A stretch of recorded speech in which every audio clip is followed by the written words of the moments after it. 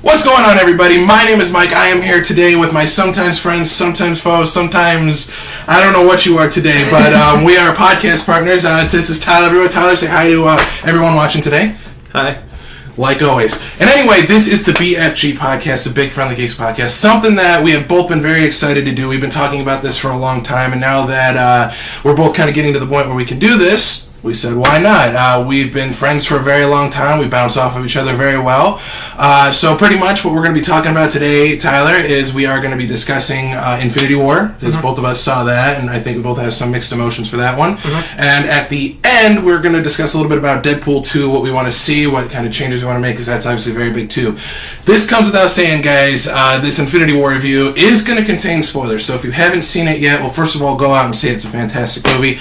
And come back after you see it. So to start out, Tyler, we saw Infinity War, what, last week? Yes. I think it was the week it came out. Yeah. And personally, I thought it was fantastic. I have one little gripe at the end that you know about that we've discussed, but that's just me being a little, little jerk about it, but that's okay. So to start out, Tyler, what are some of your thoughts on Infinity War? How spoilery are we getting? Oh, this is like just all whatever we want to say? All whatever we want to say. We've already warned the fine folks out there that this is a complete spoiler-epic review. We're going to talk about everything. We're going to go from there. We can discuss the comics a little bit and go from there. All right. So I thought it was really good. One of my complaints about one of the weird things was that we had talked about it, but how everybody else, because Thanos gave this whole thing about how it's merciful and he's killing half the people, but it's a merciful thing, and I think he says something about how they don't feel pain, or it won't be painful or something like that, and everybody just kind of fades away except for Spider-Man. Everybody's just gone. They all fade. And so, someone were like, whoa, what is this? What's happening? And as they're fading away, but then Spider-Man's like, I don't feel so good. I don't want to die. I was like, why? Why just him? Why is he special? You see, I think that is something that I didn't even realize until we actually started recording that you brought that up, and I thank you for that, is that who does feel this, or how does it feel it? Yeah. You see them kind of drop or whatever because they're disintegrating, I guess, if you will, however you want to put it. And then you see Spider-Man, who I actually read an article the other day that Tom Holland, the actor who plays Peter Parker Spider-Man, he actually improvised a lot of that scene. Believe it or not. It was mostly written, but it was also a lot of him putting in a lot of his ideas as well to portray that one scene of him disappearing, especially with Tony Stark there. I think that was a very big idea that's going to happen towards the next movie, since, of course, when that started happening, with a snap of the fingers, that you would see... I don't really know how I want to put this, because there's so many ideas that we could follow for the next movie, and for someone who's read both comics, Secret Wars and Infinity War, and Infinity Gauntlet, really, we all know that movies don't always follow the comics fully, and I think this is going to be something that happens where... Who's still around? We discussed this, is that you brought this up that I actually didn't know, and for people out there might not even know. You talking about who survived? Who survived? Okay, it kind of bothers me, and I have a feeling they're going to switch it around. I have a feeling they're going to back it up and maybe swap off who dies and who lives. They're going to use the Soul Stone and the Time Stone and stuff like that, or something. But it kind of bothered me that all the people that survived were the ones that weren't supposed to survive. Characters... characters that have been around forever, but also, actors who have said, our contracts are up, we're not doing it after the next Avengers, so on and so forth. It's they're all the ones that survived. And it just seems not just because, the actors said that, or because they've been around a long time, but because all of the characters that were, the original Avengers, the characters we've known for, a decade now, all coincidentally survived. I'm that's true. That is very true. A large amount of the characters that didn't make it were newer characters, or ones that hadn't been drafted into the Avengers. But then coincidentally, all of the original main Avengers, from the first Avengers and even before that, were the ones that were all good and all fine. And they're the ones that have to save all the newbies now. That is true. Guys, obviously, like your background here that people can't see because, we're looking at it, they aren't.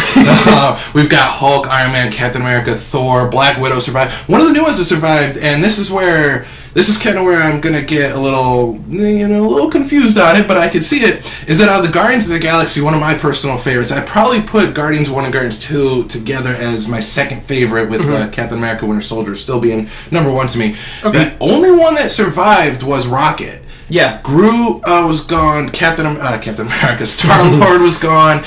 Drax, Mantis disappeared. And obviously, since this is spoilers, we all know that Thanos sacrificed Gamora so he could get the Soul Stone, because you got to sacrifice a soul to get a soul. Well, not necessarily a soul. You have to sacrifice something you love. Well, that's true, and I thought that was a very good character moment for Thanos, because when Red Skull, who just showed up out of nowhere again, one of the greatest villains that I love. A weird, goofy little cameo. I love that. It's like, okay, Red Skull, we haven't seen you since the first Captain America, but hey, whatever floats your boat. Yeah.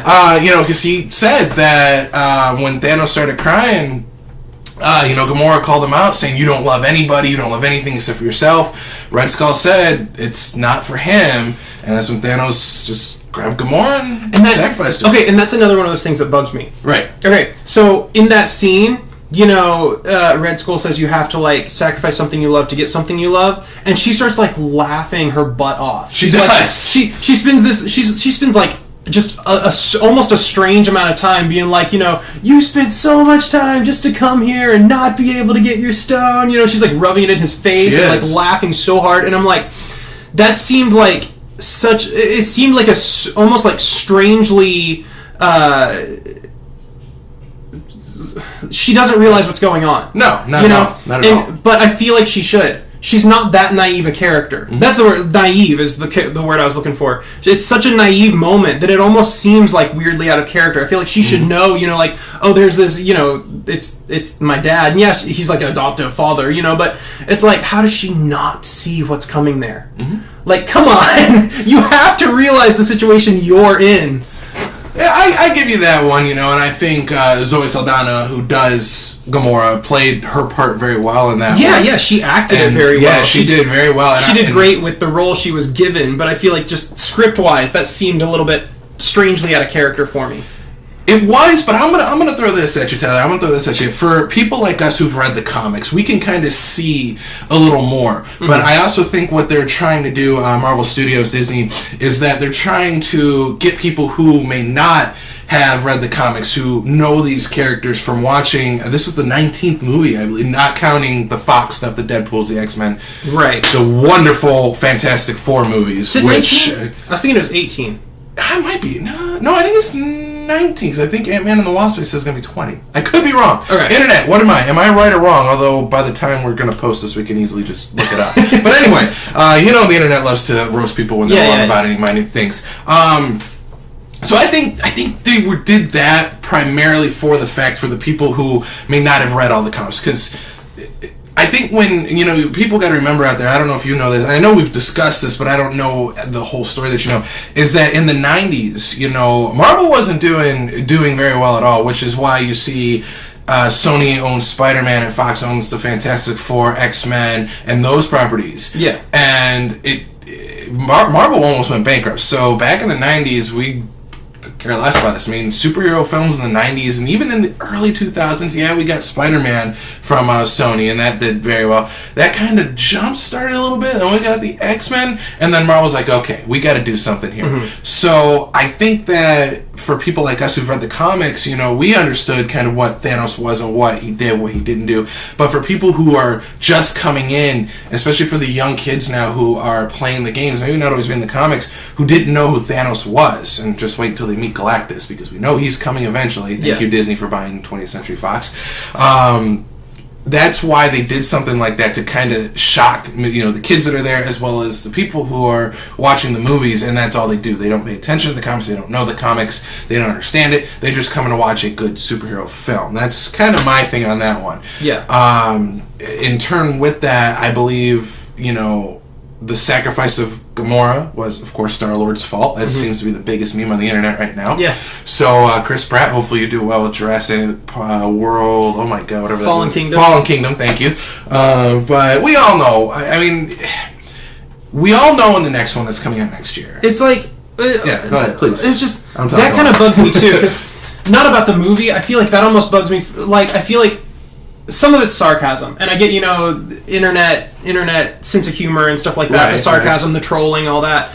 But I feel like there are a few people that are genuinely having trouble separating Chris Pratt from his character. Yes. Like, there's some people that seem like genuinely pissed off at Chris Pratt for letting it happen. And it's like, he's following what, what's supposed to happen in the movie. It's not like, he's out here is like, no. I don't like this part. I'm going to act it out differently, And it's like, I feel like for all of the people that I know are just joking around or, trolling or whatever the case may be, or, just venting about what they thought of the movie. Yes, I feel like there are some people who are letting themselves get upset at Chris Pratt for punching Thanos. Mm-hmm. And that kind of frustrates me. I'm like, I mean, I love the movies and I love, the escapism that they provide, but also you kind of have to be able to realize, that, differentiate fantasy from reality here a little bit, give the guy a break. Well, it's actually, and this is kind of how the internet goes nowadays, this is kind of a side story but goes along with it, is that this isn't the only time it's happened. I know you've kind of watched Walking Dead a little bit, kind of got off the train at the end. You're in what, season 8 now? We're in season 8. They just wrapped up season 8. I stopped watching, I think it was the end of season 5. It was just before Glenn died. Okay. It was because, and I also... Spoilers, I'm not, by the way, for that one, too. If you don't know Walking Dead from, 4 years ago, Glenn does die. I feel like, at this point, it's okay for that spoiler. That one I didn't feel too bad about, because that's a 4-year-old spoiler at this point. True, it's not something that happened last week on the show or anything. But... I'm not good about keeping up with shows. No, I'm more one of those where it's the season ends and I'll just binge watch over the summer or over Christmas break or whenever I have the time, I'll just watch all of the episodes and be caught up. And so at the time I was watching the whole season. It was 3 weeks later or something, I started seeing these memes and spoilers about Glenn dying. Right. And how everybody was he didn't really die, he's coming back and stuff like that. And at that point I never did get back into it and watch. And maybe I should at some point. I mean, because it's worth it. It's not even, I'm not even insanely far behind being the way I watch shows. If where is it available? Where can I watch it if I wanted to catch up? I think everything is available on Netflix. Netflix or Hulu. But wherever it is. I've got all the DVDs you could borrow. Yeah. But yeah. Wherever it is. I'm only a couple seasons behind. Being the way I watch my shows, I could easily binge through it over a week or two and be caught up again if I wanted. Absolutely. But it's just one of those... I don't know. I feel like at a certain point, it felt like there was a lot of filler. Which is strange because there was a lot happening. But at the same time, I feel like it never really moved forward. It was it would start out and there would be some big dramatic thing, and it would be really cool. And then by the end of the episode, it would kind of just be a clean slate again, and it'd kind of be back at square zero. And then in the next episode, it would kind of be the same thing again. I feel like there were probably about half of the season was just not a lot really happening that changes their situation. Mm-hmm. It's just they're in danger again, but now they're not quite in as much danger. Oh, but now they're in danger again, but now they're not quite in the same amount of danger. And it feels like it's just kind of it didn't progress. No, and I felt like, and I agree with you there, but I feel like they're padding it out to make the show longer because it's still popular. And absolutely. Viewers. I mean, the viewership has dropped, but the point I was going to make, and by the way, I hope you guys enjoyed that little Walking Dead talk there. And just real quick, because I mean, because now I feel like if it stops getting viewers, or it starts becoming a show, an endangered show, they're going to have to find a way to wrap everything up real quick. Or catch it up with the comics or something like that, or find a way to revamp it and get people back into it. And I feel like if they had just kept it going and, kind of stuck more to their guns and really moved forward, they might have had to end the show earlier or take a bigger hiatus while Robert Kirkman caught up, or Robert Kirkman's the author of Walking Dead. Or, whatever the case may be. Comics are still fantastic, by the way. I am caught up on all the comics. As of May, actually. Yeah. So. No, the comics were good, too. I'm a little bit behind on those as well. But, something like that. Whereas, I feel like if they had just stayed caught up, like I said, they might have to take a hiatus or something. But it would be a more enticing show to keep up with. Absolutely. Because I kind of got a little bit bored after a while. Like, and I'm going to go off on another tangent here, but like, have you been watching A Series of Unfortunate Events? I have not sat down and watched it yet, but I've heard it's fantastic. It's so good. A Series of Unfortunate Events on it's streaming on Netflix. Their season 2 came out last month, a few weeks ago, something like that. Yeah. It hasn't been that long, but that one is really good. And that one, it doesn't try to add a lot of filler. Right. It doesn't try to like pull its punches or extend itself or anything like that. It's meant to be a miniseries based on the books. Okay. So the first is, I don't guess this is a spoiler if I kind of just. Don't tell me, tell them. Well, I mean, I'm just thinking, the first series covers the first 4 books. Okay. And then the second series covers the next 4 books. Okay. And so, it's like, I'm assuming next season is going to finish it off. There were 13, so I'm assuming they're going to pack it up, make it a little bit more dense, and just finish the season with 5 books instead. But it's like, it doesn't try to overextend itself. It doesn't try to pad in a bunch of filler or do anything that the books didn't do. It gets in and it devotes like a couple episodes to each book, and it moves forward. True. The series are short and concise and self-contained, and it feels like it's constantly moving forward and things are happening. It doesn't feel like there's any like filler or padding, and I like that a lot. I feel like I can see the characters progressing and the characters growing, and I see like new things being revealed and things like that. And it feels it's just a really good show. Like, it's a quality show. Like the directing, the acting, the writing, all of it. It's funny and it's tense, and it's a really good interpretation of A Series of Unfortunate Events. But it's also, it doesn't feel like they're trying to extend it. They're going in with a purpose, and they're following the story that the book set up. They're not just trying to stick around to make extra money. And I like that a lot. It's not a cash grab. It's there to be an adaptation of the books. Hey, that's the kind of things that you gotta like. Because obviously, Walking Dead has done a few extra seasons to kind of let the comics get a little further ahead. Yeah. But what I mainly wanted to point out, after we went off on a little Walking Dead, 2 or 3 different tangents. Now we're back to Avengers. Now we're back to Avengers. But here's the thing, sort of, is like, a lot of people online are like getting mad at Chris Pratt. Yeah. Like, why'd you do that? Here's the thing. In Walking Dead, which of course this is a spoiler if you're not caught up, Tyler, sorry, is that Eugene in the show, who is played by Josh McDermott, I believe is his name. Hopefully, I think that's his name. I could be wrong again. That is the name of an actor. That is the name of an actor. I can't confirm whether that's the correct actor. I'm pretty sure it's him. You've made some progress just by knowing an actor's name. Hey, we're getting better by the day. Here's the thing with this, is that what I mean this has happened before, is that in the show, Negan actually captures Eugene. Mm-hmm. And Eugene's thing in the show is he knows how to make bullets. So he's actually captured and starts to make bullets for Negan and his group. Wait. And yes. So he's got like a mold or something? Yeah, like they found, before Negan captured him, like they found like this abandoned warehouse that had the equipment needed to make casings and whatnot. What material does he use?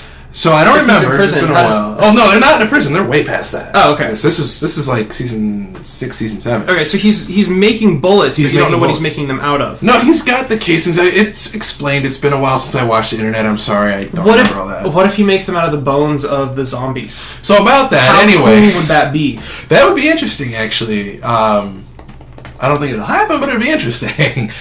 I mean, it's an idea. Okay, so I know they're awful, but you've seen the Resident Evil movies, right? Unfortunately. Okay, so I think it's like the 5th one where she just loads a shotgun full of silverware.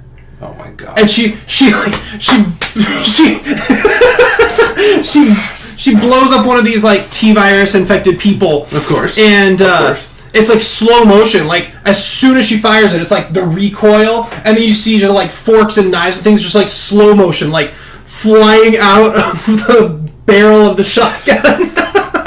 Robert Kirkman, if you're listening to this, please do not do this for season 9, 10, or however long this goes, okay? I think they could do that with The Walking Dead and they could utilize these zombies. They could weaponize them for their own purposes. Well, they somewhat already did that, and again, we're going off on a different tangent. they somewhat watch the damn season. I'm not going to explain this to you again. The thing what I'm trying to get across is back to Avengers. What I'm trying to is Josh McNair, when he was captured, people on Twitter and Facebook and even at conventions were like heckling him, like, people, this is a TV show, They were literally getting on him, like, why would you do that to Rick and his guys? Because a couple of the other characters, I believe it was Sasha and Rosita, they went to go and save him, and he's like, no, I'm staying here. I think, Negan and his guys are going to win. Obviously, the season finale kind of, I'm not going to spoil it for Tyler because he's got to watch it. The season finale kind of showed the true side of Eugene. But, the actual actor, much like Chris Pratt, he's getting heckled for it. And he was getting, it's kind of slowed down now a little bit, but... Yeah, I didn't actually... Like I said, I'm a few seasons behind, but I remember seeing some articles. Like, people were sharing it on Facebook and stuff. I remember seeing some stuff about, like, Negan, why would you do that? But I don't remember...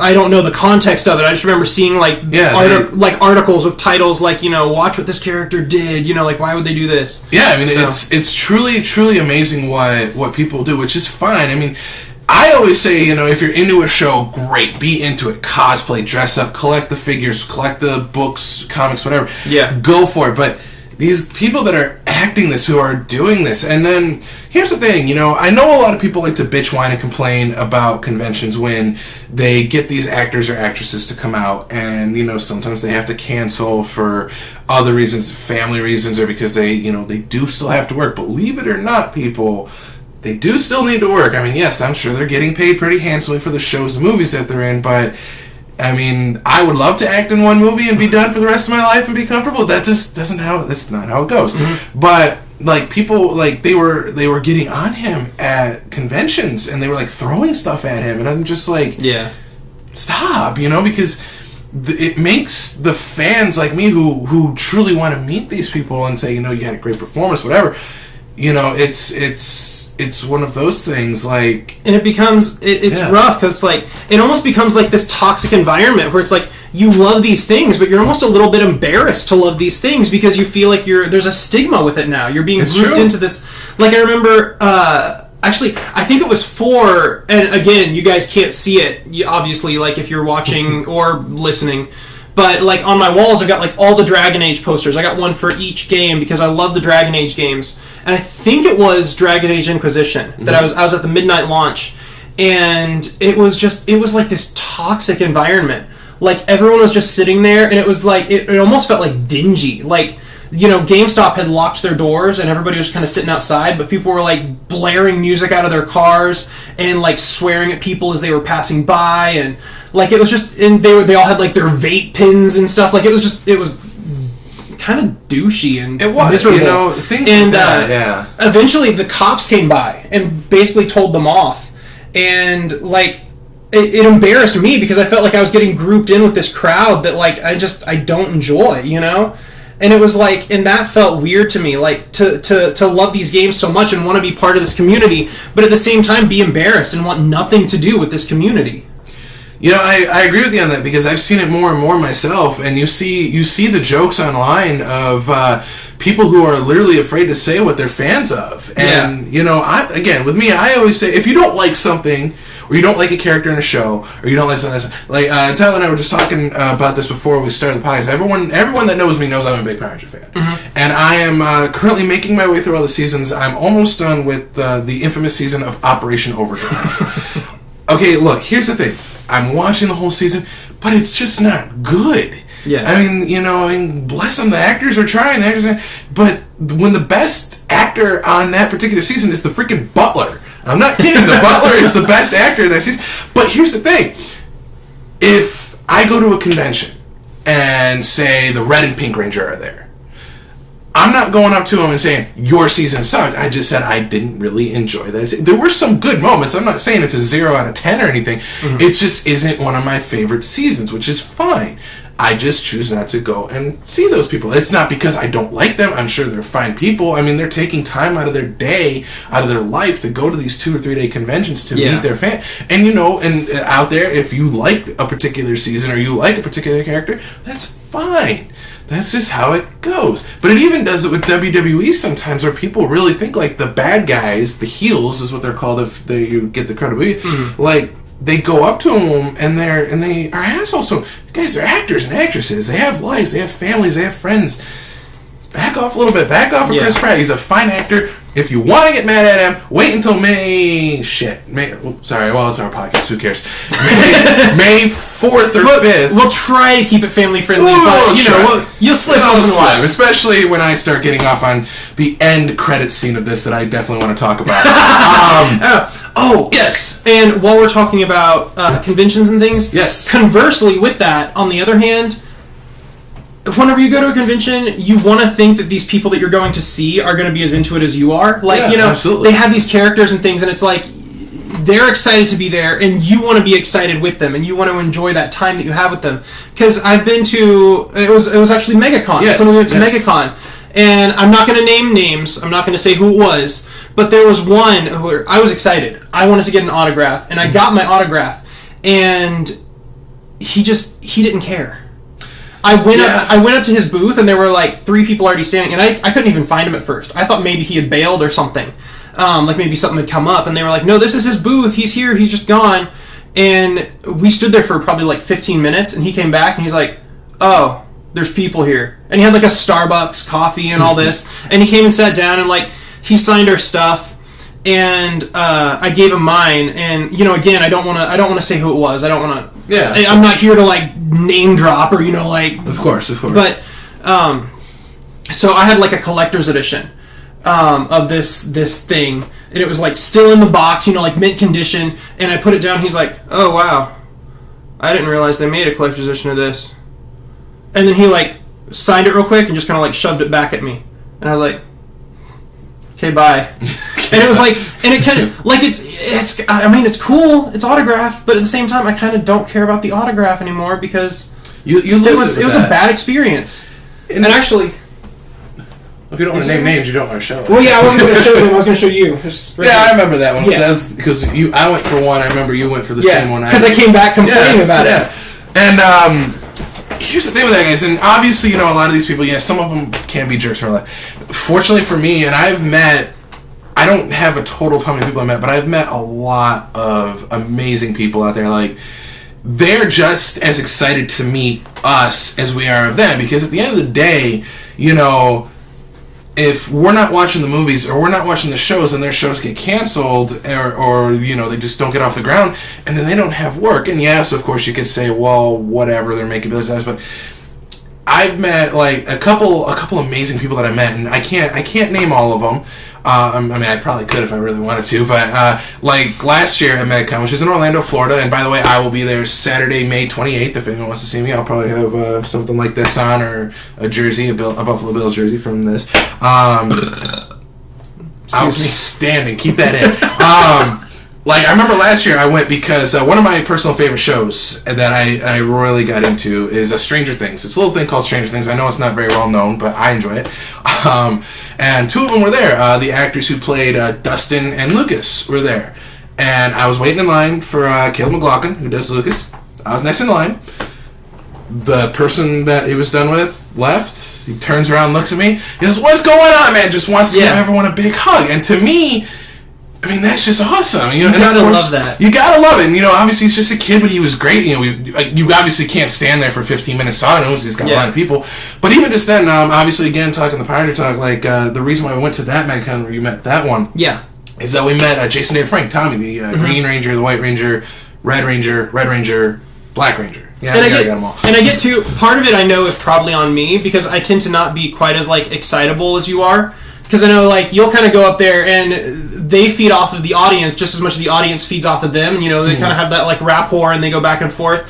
And I know a lot of times I tend to be a little bit more low-key. Yeah. And so it's like, whenever I go up to, like, even if it's someone that, you know, like, I really admire, like, I like the character, I like the actor, so on and so forth, and I want, like, an autograph or, you know, a picture or whatever, you know, I'll go up there and I'm just kind of like, you know, hey, how you doing? Yeah. You know, I'm not one to, like, get super into it and, like, pretend to be the character, you know, like, do, like, crazy poses and stuff. I just kind of, you know, I'm like, you know, hey, it's good to meet you. Yeah, you so know, part of it might be my fault. I don't know, but no, I mean, here's the thing with that is that obviously these actors and actresses, at least most of them, know the fan base that they're in. I mean, if people are going and lining up and buying tickets and paying for it, they know that they are well loved, these actors and actresses. And you know, obviously, having gone to as many shows as I have, having seen as many people as I have, I've seen a lot of people get very crazy, who've gotten, you know, like, they started getting, like, little hyper and, like, oh my god, you know, and that's understandable. And these people, they love it because they know their fans, especially, you know, like the Power Rangers actors who I primarily go over, you know, when I meet them from 25 plus years ago, who were acting, you know, 1993, 1994, and, you know, here we are in 2018. Like, last year I went to Ranger Stop also in Orlando, Florida. I'll be there again this year. It's the first weekend of November. You know, there's a little plug for you. yeah, it's not even a podcast anymore. It's just one long advertisement. It really is for these stupid conventions. Everywhere you're going to be for the next year. Well, did I tell you I'm going to be at Walker Stalker Con in Orlando, Florida on August 11th? What is that? It's a Walking Dead convention. I'm going to be there too. I should have assumed that Walker Stalker. It's either Walking Dead or some sort of, like, creepy stalker convention. Oh yeah, it's a little bit of both. Yeah, basically the same thing at that point. But no, what I was saying is with these, and then we'll get back to our Avengers talk. So we really should finish this up. Is that you know, I met Austin St. John, the original Red Ranger, and at this point with me is yes, it's always exciting to meet these Rangers, but I guess for me, and I don't want to sound too, I don't know, like spoiled because I've met so many, but it's awesome to meet him, but I don't get like that heart starts beating really fast moment anymore. Like I go up to him, you shake their hand, thank you for coming out, and he was even talking, he's like, "Is there anything you want to ask? You want to know, or anything you want to say?" I was like, "I'm just happy to meet you. You know, I've been watching you since 1993. August of '93 is when Power Rangers first premiered, and you know, I've been following you ever since. And you know, I was excited that you were at a convention that is close enough to me to get a chance to see you. You know, I got my pop figure signed. It's in my case. It's on my shelf, just like everyone else that I have. And that's really it is with these. So again, going back to the Chris Pratt thing, is that yeah, I mean, I'm making jokes with my friends like, oh, Chris Pratt's the one that did all this. If he just kept his cool, we would have been fine. But you guys also got to remember this one too, that I think a lot of people forget why it's his fault. Gamora asked him and told him, if something happens, pull the trigger on me. Yeah. Speaking from not just a standpoint in that, you got to understand what, you know, these guys, Gamora and Star-Lord, weren't really in a relationship, but Star-Lord obviously had a big love and passion for her. So here's that was a weird thing to me too. That was a weird thing. They weren't in a relationship, except in Infinity War, they were kind of in a relationship. They're getting more. They had like those intimate moments, and they were like making out there, and it was kind of an odd scene because I was like, I don't remember them being like this close or intimate. And then it plays off really well because it switches to Drax standing there, and he has that he has that whole bit about how like, you can't see me. I've mastered the art of moving so slowly that I have become invisible. And that was great, you know. So it's like the scene plays well, but at the same time, it's such like a weird scene because it's like it's always been kind of this like quirky on again, off again. Like, will they get together? Won't they get together? Kind of like, you know, like a sitcom kind of thing. And then in the third one, it's just like out of nowhere. Like, she comes in and they're like macking on each other, and she's like, you know, you have to do this for me, and so on and so forth. And it's like, where did that come from all of a sudden? Yeah, I agree with you on that one, and obviously, you know, something could be I mean, Guardians 3 doesn't come out until 2020, so I don't think it'll be explained anytime soon. But yeah, it's one of those things. You know, you got to remember that even though it is a movie, you know, it's all made up, is that they do have to go through these emotions. Yeah, they do have to take care of these things. They do have to play off with that. It's not just like. It's if that one scene didn't happen where Gamora's like, look, if I am in danger or we're about to lose, you've got to do it. You've got to pretty much shoot me for the most part. If that didn't happen and then everything else played out the same, I could see a little more why people would be mad, but at the same time, it's like we've got an explanation for it that Gamora told him straight up, if this happens, do it, you asshole. And he did try. He wanted to. He did try. And if Thanos hadn't been manipulating them, like their minds, because, you know, he had like the bubble gun or whatever, he would have done it. He tried to do it. He did. And I think it's gonna be, that play is going to be in a big scene for their Infinity, whatever the next one's called. It's just called Avengers 4, right? 4. Yeah. Yeah, Avengers 4, because it doesn't have a name. They're not going to announce it. They said it's not going to be Infinity Gauntlet, which I'm sure a lot of people already knew, but I don't care. It's our podcast. I'm going to say it again and again. So I guess for that one, we'll have to really see what happens. I think that the Guardians are going to have a big something. I don't want to say big say, or I think they're going to play a big part, especially the Star-Lord and Gamora thing at the end. I don't think Gamora's truly dead. We had 3 or 4 deaths, like actual deaths before the end. It was Gamora, it was Loki, who am I forgetting? Vision. Vision died, and then... that was pretty dark. It was dark, but I loved that. I know, I've been playing Devil's Advocate like the whole time. You keep bringing up these points, and I'm like, I didn't like this, and I didn't like that, and I did really love the movie. And that was one that I can like unconditionally say, like, I thought that was so cool. How like she destroyed the stone, and then Thanos is just like, who cares, and turns back time and kills Vision anyway. In a pretty brutal way, too. Yeah. I mean, he just like rips it out of his head. You see like the front of his head just like pushed in. And, that was nasty. I loved that. I thought that was such a cool scene. That was a fantastic scene, and obviously it played a big part. And actually, this showed a little bit of the difference on it from say Star-Lord to Gamora to Scarlet Witch to Vision, who they were together in this one. They were actually together. Yeah. So that played a very large part into it. It's like, well, Scarlet Witch obviously knew what was coming. She had more of a head on her shoulders to do that to Vision, although I don't, obviously that's just like, nope. Mm-hmm. So there's going to be a lot to discuss in the next movie coming out. I thought it was fantastic. I loved it. Yeah. Before we get to the end credits, the one thing I want to talk about, was there anything that you wanted to add to this before we talk about the end credit scene? Not necessarily. There we go. One more death. One more. It was the one from Thor Ragnarok, which I thought was a very good movie. I cannot remember his name at the moment. Idris Elba's character. The guardian of the Bifrost. He did, yeah. He was one of the first ones. What is his name? I cannot remember his name, but at least you remembered that, because I could not remember it was the guardian of the Bifrost either. Yeah. I just know he was one of the guardians, or someone from Thor. But he's not just from Ragnarok. He's always been there. Yeah. Yeah, he was on all the Thors. He was the guardian of the bridge, I think, too. Mm-hmm. Right? Yeah. I cannot remember his name, so again, Internet, you'll let us know, although we'll probably just look it up after this is done. Heimdall, thank you. See? Internet, we got to first. I knew it was coming. I just had to think about it for a second. But no, I think, other than that, I can't think of anything else. Peter Dinklage is a giant. Just yeah, that's right. Okay, I don't know if I think I mentioned it to a few other people. I don't think I mentioned it to you yet. Yes. If none of the other Guardians come back, I don't want them to revive the... I mean, it's cool. I like the Guardians movies, and it's great if they bring them back. But if they don't bring back the other Guardians, I don't care, because all I want to see is a Guardians of the Galaxy 3 just starring Rocket and Thor and giant Peter Dinklage. I want to see the 3 of them as the new Guardians, just like a buddy comedy with like Rocket and Thor just like driving around in their ship, like buddy comedy Guardians of the Galaxy. That would be an interesting like spin-off. Because I loved the 2 of them. I thought that was great. I think that would be so much fun. Well, you gotta remember though, I don't know if you know this one, but the Guardians of the Galaxy that we have, Star-Lord and whatever, is a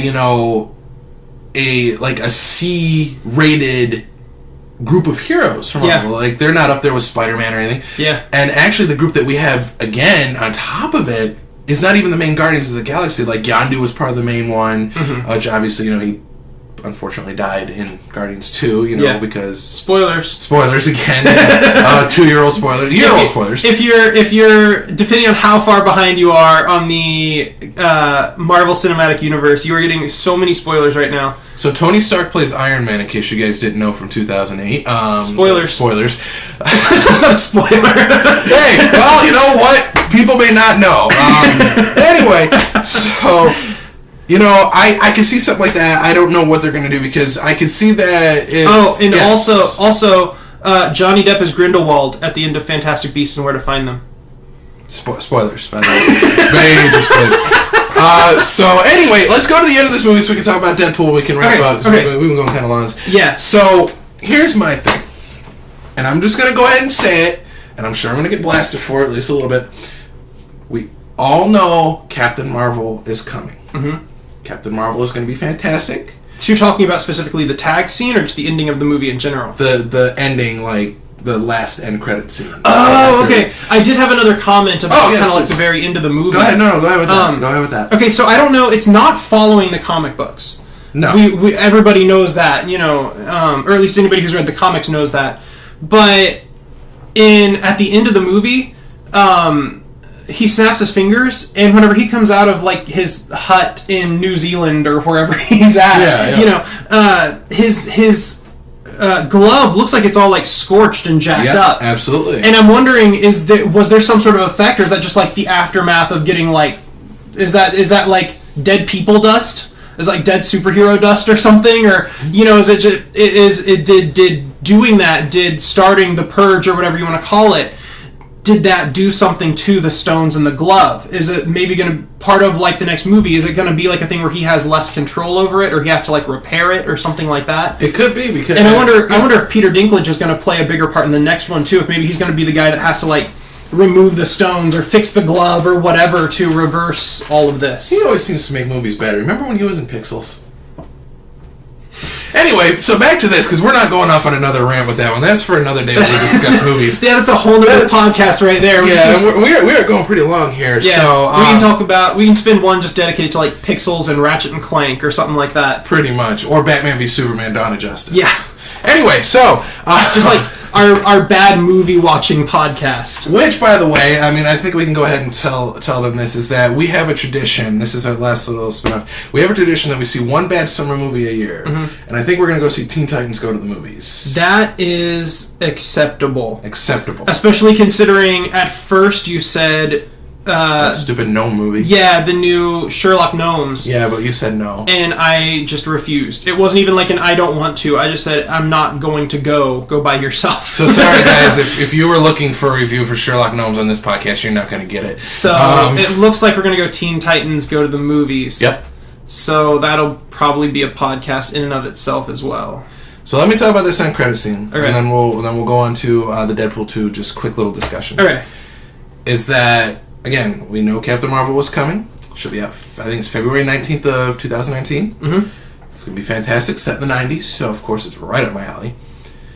I am being a selfish little prick, I think. Well, that's fairly standard. That is fairly standard. Yeah, it's just... So, in case you guys have been living under a rock, which I'm not saying you are, and if you are, cool, because Patrick Star lives under a rock. SpongeBob, another good show. We don't judge you. We don't judge. Even if you are a strange animal under the sea. Absolutely. Oh, it's a starfish. It's not really a strange animal. Anyway, what am I doing? So, here's the thing, guys. Disney has bought 20th Century Fox, 20th, 21st. Yes, at the time of this recording, this is May, what day is today? May 6th, Sunday, May 6th at 11:52 a.m. They're still working on a lot of the details. Mm-hmm. You know, it's not official, done, blah, blah, blah yet. We know that. Mm-hmm. I know a lot of the next Avengers movie has probably already been filmed, but my defense on that one is, I feel as though there was a lot shorter amount of time that when Disney and Sony announced they had a partnership deal to get Spider-Man into their universe, and they had a lot more of him, I think, in Civil War. So this is where I'm going with this. I'm happy to see Captain Marvel's coming. We already knew she was going to be in the next Avengers movie because it was a two-parter. At the end, Nick Fury, spoilers, makes an appearance as the world's kind of still being disintegrated. And as he starts to be disintegrated, he pulls out this pager-looking thing. And he also Maria Hill, but she's not important for this conversation. Yes. Yeah, so there you go. There's that. So he's dialing someone, and as he starts to be disintegrated, he drops the pager, and it says dialing, calling. I was sitting next to Tyler and his beautiful wife, Haven, and I was going like this in the chair. I was like, please, please, please. I wanted, more than anything, for it to be a giant 4 on the pager. I wanted it to be the Fantastic freaking Four to show up some way, shape, or form. Or the X-Men, but I'm a little bit more prone to, or more into Fantastic Four, because they are Marvel's first family. Yeah. They are the reason why they're still back. Which is so sad, because your big one is Fantastic Four, and my big one is Green Lantern. And we have both gotten screwed so many times by movie studios with our superheroes. Which, by the way, Green Lantern is in the DC universe, not Marvel. We already know that. We're just making a point. Anyway. Correct. Yes. I'm not trying to indicate that, like, he'll be in a Marvel movie or anything. I'm just saying he's my favorite superhero. Yes, we have gotten screwed, but we did see, at least in Justice League, that in the scene where Steppenwolf was going against the Amazonas, the Lantern Corps was there helping out. So we did see that. And I know it's going to be a lot tougher to cast at least 4 characters for Fantastic Four than when they only needed Tom Holland to do Spider-Man. But even if they just threw together in the background something like a CG, thing, or Mr. Fantastic stretching out, Miss Invisible, whatever, Jesus Christ, or the Human Torch, anything. It can't be that hard to do. Just to throw them in the background, just kind of helping out. Obviously, the deal is not done yet. So okay, they need to have Chris Evans come back and play the Human Torch. That's why he doesn't want to do Captain America anymore. But still as Captain America too. Like he does Captain America, but then he shaves his head and he does little young Chris Evans again, and still plays Human Torch. They need to bring him back. Mustache. Yeah. So I was a little pissed off about that, and again, I know it's... Fun trivia for the day, just while we're doing... Okay, so in the first Avengers movie, the tag scene, where they're sitting there eating shawarma? Yes. And they're just kind of looking around and eating and stuff like that. Captain America doesn't eat anything. He's sitting here like this, facing away from the camera, covering his mouth with his fist. Do you know why that is? No, Have you read that? I don't know. He was filming for another movie, and he was growing a beard for that movie. and so they couldn't show him eating or talking or anything. And so they had him facing away from the cameras with his fist over his mouth. I did not know that. Yeah. I had no idea. Okay, just then. While we were talking about Chris Evans and stuff, I figured... Well, there's your trivia for the day, because I didn't even freaking know that, Internet. I don't remember which movie it was right now, so it's only half trivia, I suppose. But it's not important. It's Chris Evans and it's Captain America. My personal favorite. So yeah, anyway, I was a little pissed off about that, but again, I thought it was very enjoyable. I'm looking very forward to the next movie next year, which is, I think it's going to honestly fly by until we get to May of next year, which they may even bump it up a week like they did this one. Yeah. In the funnest way possible. In the funnest way possible. Robert Downey Jr. getting on Twitter saying, hey, let's do it. And the back and forth between him and the company themselves, talking to the movie company, that was a lot of fun. So, we'll wrap this up with a little discussion. Do you have just any real quick things you want to see? Any spoilers for? What do you want to see in Avengers in the next one next year? I think in the next Avengers, and again, I kind of touched on this earlier, but I think I would like to see a bigger impact on our core group of Avengers. Yes. The ones that have been there for a decade. I feel like they just... coincidentally, for movie purposes, they kind of got away scot-free with this one. Some of their buddies died, but for all intents and purposes, they did fine.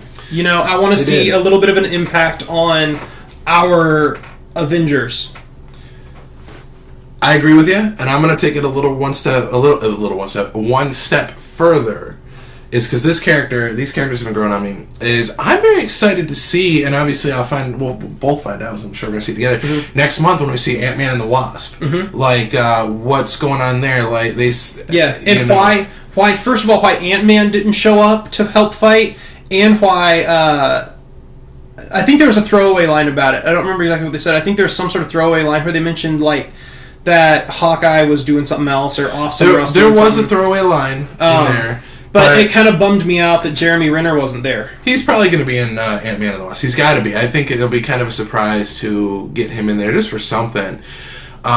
Because the way that I'm looking at it and the way that I see something can happen is, obviously, I think Ant-Man and the Wasp, as it ends, is going to kind of happen as after Thanos snaps his finger, so you start to see some people disintegrating or something, if you will. I don't know how to actually say it. So I think they kind of go on at the same time in different parts. How they don't know what's going on there, no idea. But I think as we get to the end of Ant-Man and the Wasp, we'll see it. So I'd like to see how they put, because I'm pretty sure that every single one of the Avengers that's still alive is going to be in the next one. So really the only ones that are missing is Ant-Man and the Wasp and Captain Marvel. Captain Marvel will obviously be there, and Jeremy Renner, Clint, who does Hawkeye. Yeah. So, unless you've got anything else you want to say to that, did you want to move on to Deadpool? Just a quick discussion on Deadpool 2, what we want to see? All right, so we were having this discussion a little bit earlier on, is that Deadpool 1, a little bit, not as much on the action. And I think this because Fox was like, fine, we'll do it. It seems to have a lot of people out there that want this. But they also gave them a smaller budget. Yes, it was a very small budget. And Ryan Reynolds loved that. It gave him more... He had to be more creative, and he liked that. And he actually said recently in an interview, he said he wants a smaller budget if they do a Deadpool 3. Yes. He said he almost felt a little bit hampered by having a giant budget for Deadpool 2. And he wants to scale it back again if they get a third movie. Yeah, and I think that'll help him because obviously, just what we've seen in the trailers for Deadpool 2 is a lot more action, a lot more, obviously we're going to have more characters. We're bringing the X-Force together. Oh, and I want a lot more Dennis. I want Dennis to be like the main character. Oh man, he's gonna be in that movie. Let me tell you, if you don't know what we're talking about with Dennis, go watch the trailer. I personally, for that one, I just want to see if they do anything else with the X-Men. Obviously, we had Colossus in there, and we had Negasonic Teenage Warhead. I want to see who else they could possibly bring in. We saw one scene where Deadpool, Ryan Reynolds, was messing around in Professor X's chair. So could that mean something? Who knows? But I don't know. I don't know why I'm also talking like this, but I'm very much looking forward to it. I very much enjoyed the first Deadpool. Yeah. I'm very much looking forward to the next one. Really, it's just kind of a let's see type of thing, because I'm also quite interested to see, now that Disney obviously owns 20th, 21st, whatever it is, Century Fox. Now that Disney owns a big chunk of Fox that's not sports related or news related, I don't think they own the news section either. I want to see what they do with a Deadpool 3, which obviously Disney's very family friendly oriented. Keep that in there too. But I think at the same time, at the end of the day, Disney is a company. Marvel is a company. They got to make money. Deadpool 2, as of, again, May 6, Deadpool 2 is anticipated to have an opening box office of $150 million. Yeah. That's just in its first weekend. That's not going to count weekends 2, 3, 4, 5. That's not going to count the movie sales when it comes out. That's not going to count any of that. So I think Disney would be smart to just say, okay, here's a small budget, whatever, Ryan Reynolds, do what you need to do, and keep it going from there. If they do a 3, which obviously, there was the tag in the trailers, like, why go to 3? Let's just stop at 2, because 3 just kind of goes with. There could very well be a Deadpool 3. Obviously, we got to see more what Disney and Marvel, or Disney does with the Fox acquisition, right, to bring these characters in, because obviously now you've got Fantastic Four, you've got the X-Men, obviously, because Avengers versus X-Men, that could be something later on. Yeah. Of course, I want to see Doctor Doom. I want to see Galactus. I do not want to see Doctor Doom as a freaking teenage emo hacker blogger who goes by the name of Doom, for crying out loud. Freaking the second Fantastic Four. I just got to stop on the head. Or like teenage emo Osborn from Amazing Spider-Man 2. Thank God we don't have to deal with that one. Sony, just keep doing what you're doing.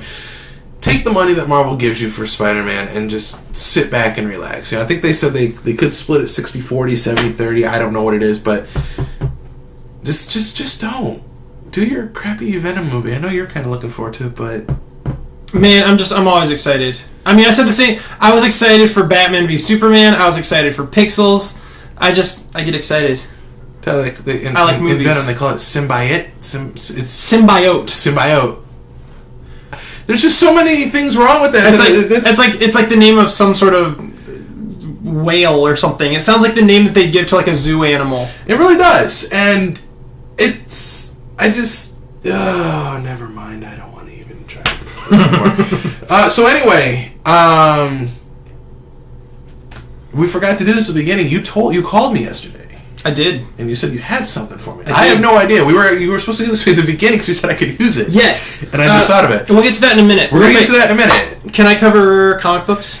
Yes, because I was stupid and I missed Free Comic Book Day yesterday, and I know I missed a Power Rangers Shattered Drake Free Comic Book. I texted Mike like 5 times. I don't know Free where Comic Book Day, I was. wanting him to go to Comic Book Day, and he never responded. I ended up going with my brothers, and it was great. But real quick, I just wanted to go over some of the ones that I got, and also some of the ones that my brothers got that I read. First one is Shadow Roads, which if you're watching it, you can see them. If not, I'm telling you the name. Shadow Roads it's like a kind of like a Western, but also there's aliens. And it starts out as like an illegal immigrant thing. They're talking about aliens, but they mean it as in like immigrants. And it kind of becomes like a race war kind of thing, but then like actual aliens show up and it becomes like a cowboys versus aliens kind of thing. The art style is okay, but the story itself didn't do a lot for me. It just wasn't like super impressive. Barrier was really cool. This is the new one by Brian K. Vaughan, who did Runaways and Saga. So if you like either one of those, he's a really talented writer. So if you like those, you'll like Barrier. And actually, I got it backwards. Barrier is the one that's like cowboys versus aliens. Okay. Barrier is the one where they talk. It starts out as like cowboys talking about immigrants, but then it becomes like actual aliens. Shadow Roads is more. There's some sort of beasts. My first thought was vampires, but it's definitely not vampires. They almost look like. Again, I'm going to reference bad movies, but wonderful movies, really. Resident Evil. Oh yeah, never mind. They're like the T-virus infected dogs from Resident Evil. Yes, they kind of look like those. At least the ones that I saw in the preview. So Shadow Roads has some. It's like it's cowboys versus beasts of some sort. I don't know what kind yet, based on the preview.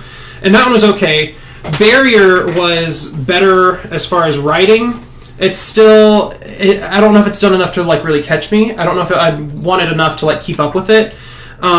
Which I loved Runaways. Mm-hmm. Runaways is great, and so I was really excited whenever Brian Vaughan had a new comic at Free Comic Book Day. And this one, it hasn't done as much for me yet, but then again, it is a preview from Free Comic Book Day. The third one is Sparks, which I had just heard a lot of things about how like funny and silly this one was, and it is. Again, I don't think it's a comic I'm going to keep up with, but it's good, like goofy fun. It's about these two cats that are like super smart, like super genius cats that build a dog suit, and the dog is like a superhero that saves people in distress around the city. But the bad guy, at least in the preview, I don't know if it's how it will be long term, but in the preview at least from Free Comic Book Day, the bad guy is a baby that uses his like evil inventions to torture his parents to get them to do things. I think you're just selling that comic right now. So if you want a bunch of genius cats dressing up as a dog to stop an evil baby, it is like it's another one. I enjoyed it. I'm really glad I got the free comic book. I don't know if it's something I want to go out and like buy each week or each month or however often they do it. But it's just goofy fun. If it's something, it's easy to enjoy and it's very cute. But it's like there's like all these moments where whenever the baby is displeased with his parents, he's like, "How would you like a taste of the pain pants?" And he'll like tap something on his wrist, and the pants will start like shocking them. And then like one of the parents will like give a suggestion about how to catch the cats, and he's like, "Oh, that's actually really good. How would you like a cookie?" And he's like, "Ooh, a cookie." And then he's like, "A pain cookie," and like shocks the parents with the cookie and stuff. And so it's like it's a good goofy comic book, It's fun and it's silly, but I don't know if it's something I would really keep up with, but I'm glad I got it. The one that really impressed me was Maxwell's Demons.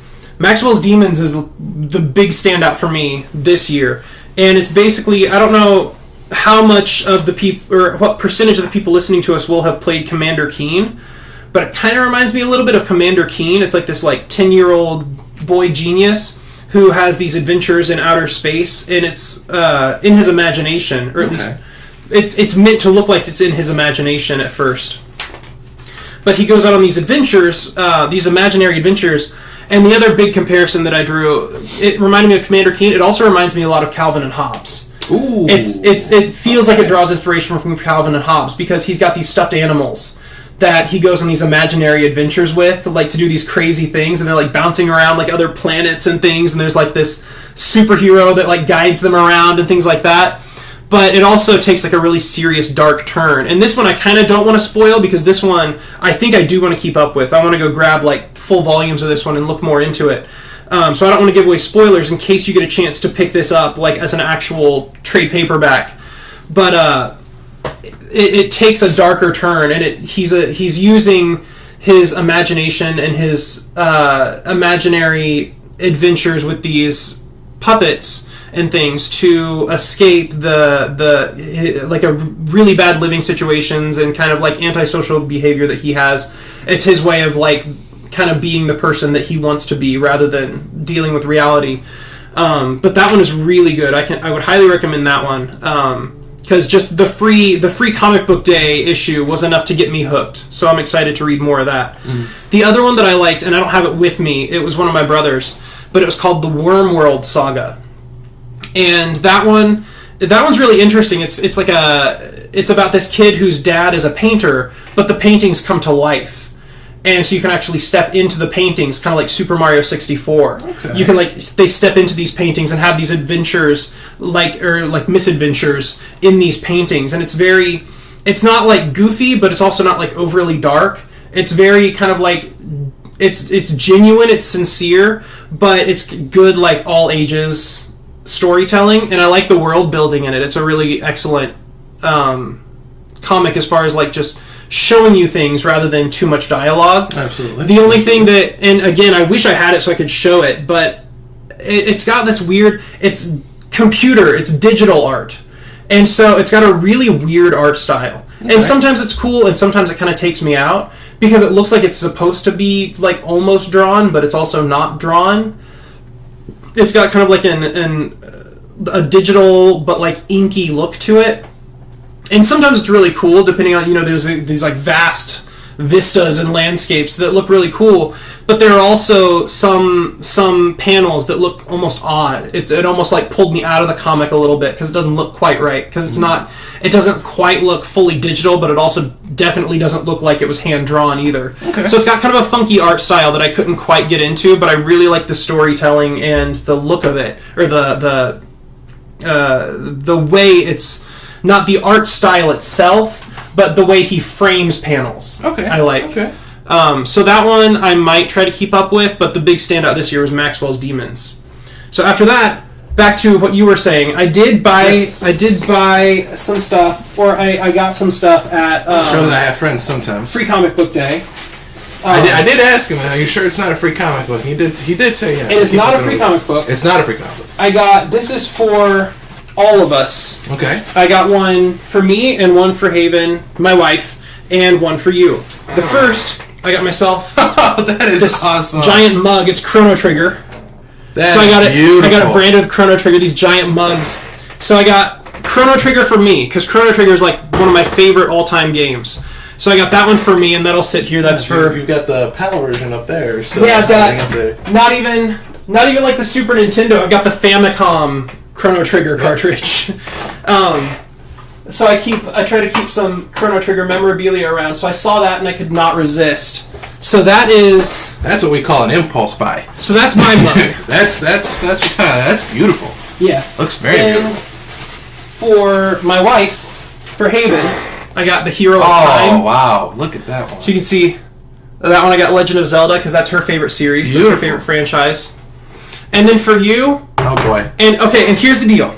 He asked if they had Banjo-Kazooie. Oh, of course. Banjo-Kazooie, by the way, is my favorite game of all time. Banjo-Kazooie, Banjo-Tooie, in case most people know that, but that is my favorite game of all time. I knew it would be a long shot, but I asked her, is there any chance you have Banjo-Kazooie? And she did not have Banjo-Kazooie. Okay. They did have some others. They had some cool ones. They had a lot of Pokemon. She had a bunch of Pokemon, like shot glasses and tumblers and all that. Of course. She had, like, one Donkey Kong mug, and that one was pretty cool. It had, like, the barrel on it. Nice. Okay. She had... So she hand makes all these? Yeah, she custom makes them, and I've got a card for you. Okay. So you can go look. So if anything happens to them, she can help you with new, like, decals, and she'll send you new stuff and things like that. Beautiful. She was really cool. I talked to her for probably a good 10 or 15 minutes. But there's, like, a little care sheet and stuff. I'll give it to you whenever. Okay. But then, so for you, since I couldn't find Banjo-Kazooie, I was trying to find something that would fit you pretty well. Okay. And I got... That is so cool. It's the Konami code. The freaking Konami code. Up, down, left, right, BA star. Oh my god. So for you, I got the Konami code. That is beautiful. That is absolutely... thank you. So yeah, of course. I appreciate it. And always thinking of me like that, so now I got another mug there. Yeah. And now I have... Because I know, and I don't know about you, but we've been recording, like, over an hour now. And, my mouth is getting a little bit sticky. I'm feeling like, I could have used something to drink during this. And now, while we're recording, we've got our mugs. We've got our like themed BFG mugs now. I do. I love this. I absolutely love this one. Let me actually keep this here then. Is that okay? Right, yeah, that's fine. That way we can, well, actually, how about we do this, Tyler? You have the card, right? Let's, she probably doesn't know we're doing this, but let's give her a shot. I don't know. Yeah, no, we can give her a plug. Her name is... Or her store's name is Cherry Blossom Creative Arts, and it says custom vinyl gifts with a nerdy twist. We'll put that in the description down below. Yeah, check her out. We'll put a link. She's got looks like her website, a Facebook, and a personal email where you can get in touch with her if you're interested in something like this, whether it be like a decal, and she's got all different ones. Like I said, she's got like shot glasses. She's got the tumblers, like with the lids, like plastic ones. These are nice. These are glass. These are beautiful. These are big. These are hefty, and I like these a lot. But she also has like some plastic tumblers with lids and straws and things like that. If you want something a little bit more, like you can carry it around. I'm actually gonna take this home, imagine. Okay. That's cool. Let's go. That's a collection piece right there. She's got all sorts of cool stuff, so definitely check her out, and we'll put a link to her stuff in there too. And that's for you. That's your care sheet. Don't put it handmade with care, hand wash only, not dishwasher safe, and do not microwave. Okay, thank you very much. And she has an extra card, so you can take that if you want to. Always try to do look at her other stuff. I like it. They've got a website, they've got the Facebook, and Creative Arts email. Oh, and if you're just listening, if you're not watching the video, yes, her website is cherryblossomcreativearts.com. All one word, no capital letters. Yeah. I'm looking at it too, just to be safe. And same with her email. It's cherryblossomcreativearts@gmail.com. And if you wanted to go to Facebook, it's facebook.com/ get this, Cherry Blossom Creative Arts. So anyway, yeah. Okay. Yeah, no, she does excellent work, and I loved these mugs, so I got them for us. Well, thank you very much for doing it. I love it. I love the Konami code. I always like getting little things like that to kind of just open the shelf display, because there's not. It's always nice, and it's always good to support your local. I've gotten more into it than when I go to these conventions. I always make sure to go to Artist Alley a little bit, and I've picked up a few little things here and there, and it's. You never know with these guys. They could very well get big, and you can have a first piece of art. Not saying I'm going to sell any of it, because I do have some nice Power Ranger pieces, but I like to support local. I like to support the people who do this, because I own my own business as well. Small business, buy, sell, trade names, toys, cards, blah, blah. We'll put that in the description below, too. Selfish plug. Plug that, whatever I'm trying to say. But anyway, guys, so I'm going to end with this. I don't think you actually know, so we were kind of talking about it. One thing I'd like to do is maybe do a little Q&A once in a while, too. So if you guys have any questions that you want to ask us, either personally, what we think about comics, movies, games, toys, whatever, leave a comment down below. We'll answer it in the next one. Obviously, for derogatory ones, we'll probably answer those, too, because why not? And, of course, thank you guys so much for putting up with us. I know we kind of got off track a little bit talking about other things, and we got back on track, and then we got off track. So we're going to probably do that once in a while as we kind of get used to it. But guys, or all the time. Yeah, what the hell every episode, every 5 minutes. Yeah, just like that. So anyway, guys, we're going to be back in a couple weeks. Our next episode is going to be E3 predictions. Just kind of talking about from the big three what we want to see as well as the developers. After that... Unless we get overambitious and we decide to do something next week. But probably not next week. We're gonna try to keep this an every other week type of thing to kind of let some topics build and whatnot. And of course, if there's anything that you want to see us discuss or talk about, we'd be more than happy to. So we'll be back in probably about 2 weeks, maybe 3. I don't know, probably 2. Yeah, and it's super easy for us. I mean, if you hadn't caught on, we have a wide range of interests. We'll do video games, comic books, movies. Whatever you want us to talk about, we'll do our best. And if we don't have a lot of knowledge, we will make things up. We will make things up. You're going to see us on our phone right here, just kind of like trying to, how is this a thing? You're going to see us. You're going to see us do that quite a bit. So we are very excited to get this started. This has been something that both of us have wanted to do for a while. And by the way, we kind of forgot to talk about this earlier. The main reason why this took us so long to do is... Oh, and board games. Board games. Yeah, we're going to be talking about that too. I do a lot of board games with we'll talk about that. Friends and especially my brothers. We try to get together like once a week to like either play a variety of old board games or try out a new board game. So... also board games. If there's any of those you want to recommend or want to get our thoughts on. The big thing coming up for us, we were going to kind of talk a little bit about what's going on in our lives early on, but I think we're just going to end it at this, is that big congratulations to 2 of us this coming Thursday the 10th. Myself, he's smiling already because he knows what's coming. Myself, Tyler's wonderful wife, Haven. We are all going to have the outstanding honor of graduating from college this year. So that's kind of one reason why we had to put this off so much. We wanted to focus on our last semester to do it, but we're going to try to make sure we do this every other week. If something big... please. Well, you're finishing in business, and Haven and I are both teachers.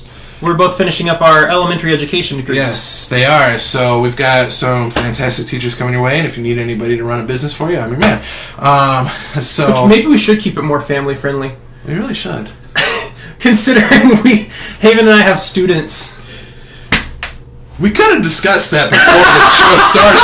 But anyway, guys, thank you so much for watching. We very much appreciate all of you. All probably 4 people that are going to watch this, but you 4 people are awesome.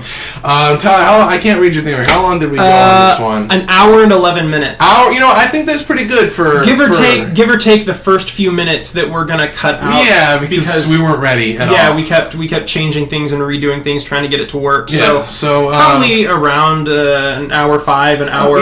Something like that. We're going to have that going. Obviously, for bigger things, if there's a lot to discuss, it could go longer. It could very well go shorter. Obviously, we got off track a little bit talking about things. But hey, get used to it because it's going to keep happening, I'm sure.